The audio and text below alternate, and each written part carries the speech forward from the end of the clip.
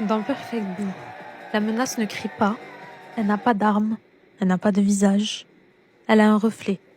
Ce film ne parle pas seulement d'une star, il parle de ce qui arrive à une personne quand son image devient plus réelle qu'elle.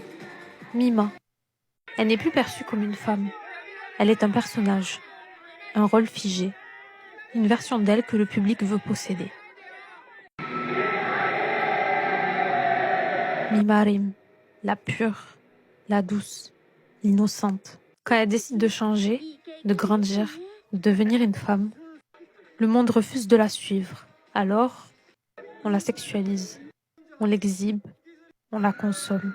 On exige d'elle ce que son âme ne peut plus donner. Même quand elle accepte, chaque acceptation est une blessure, chaque flash, une intrusion, chaque scène, une trahison. Perfect Blue montre une violence invisible, la perte d'identité à force d'être regardée. Parce qu'à force d'être observée, Mima se dédouble. Un double irréel apparaît, plus docile, plus parfait, plus aimable, celui que les autres préfèrent, celui qui ne souffre jamais, celui qui dit « tu n'es plus la vraie ». Ce double n'est pas fantastique, il est social.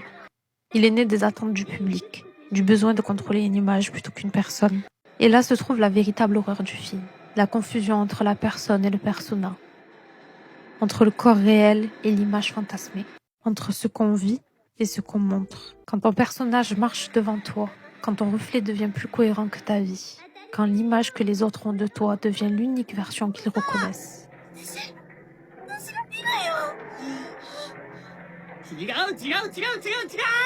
Où se trouve encore ton identité? Perfect Blue pose une question que beaucoup évitent. Que reste-t-il de soi lorsque l'image a tout pris? C'est là que tout se resserre.